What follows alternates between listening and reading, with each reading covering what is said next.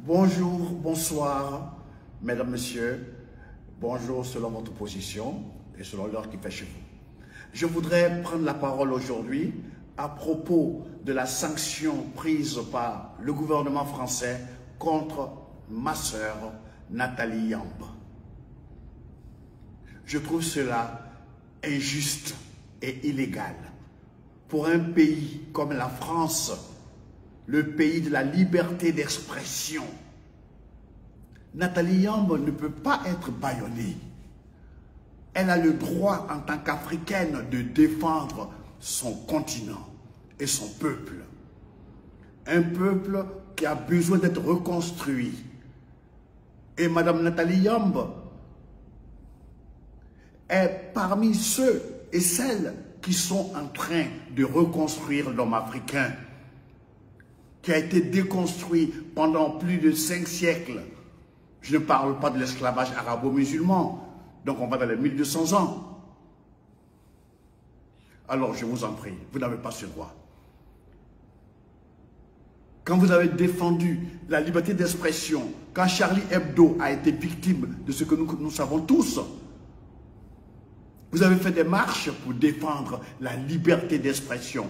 Alors pourquoi Nathalie Yamb n'a pas le droit de défendre son peuple, aider son peuple à reprendre confiance en lui, à se relever, avoir un peu de dignité, interpeller nos chefs d'État pour qu'ils lèvent la tête, même s'ils sont victimes de votre chantage.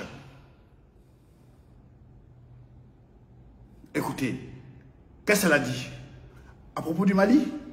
Mais elle a raison de dire que le Mali a le droit de choisir ses amis. Ce n'est pas à la France de dicter aux pays africains francophones ceux qui doivent fréquenter ou pas. Vos histoires avec la Russie ne nous regardent pas.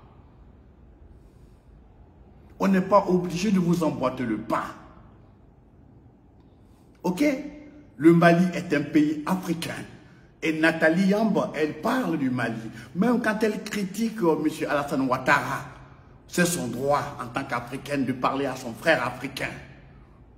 Même quand elle critique M. Macky Sall, c'est son frère Macky Sall. Elle a le droit de critiquer.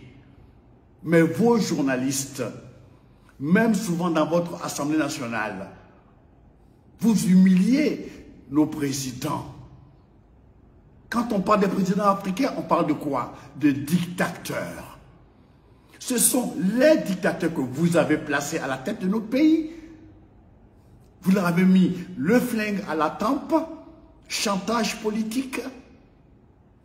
Écoutez, Nathalie Yamb a le droit de dire ce qu'elle dit. Et vous n'avez pas le droit de l'interdire d'arriver en France. Parce que, si on veut parler de réciprocité, ne poussez pas trop le bouchon. Parce qu'il y a des milliers de jeunes africains qui écoutent Nathalie Yamb. On a besoin de ces paroles. Ça nous soigne, ça soigne nos blessures. Il ne faut pas la bâillonner. Elle n'a pas dit d'attaquer les ambassades de France. Elle a dit aux Africains de prendre de la dignité, de prendre de l'épaisseur. Elle a le droit de dire ça. En France, là-bas, il y a des gens qui nous méprisent, qui parlent mal des Africains, qui nous insultent avec leur insolence, leur arrogance. Des mal élevés notoires. Ils ont le droit. Mais pourquoi pas Nathalie Yamb?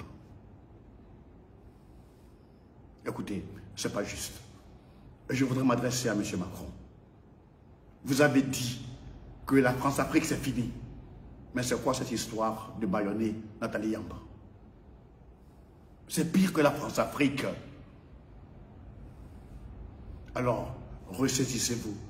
Ressaisissons-nous. Ne poussons pas les gens à prendre des décisions comme l'ont fait les Algériens. La valise ou le cercueil. Et Nathalie Yamb est pour nous un calmant qui nous aide à nous reconstruire. L'Afrique en a besoin. Cet esclavage économique, cet esclavage tout court, n'a que trop duré. Il faut que ça cesse. Alors, M. Macron, s'il vous plaît, corrigez le tir.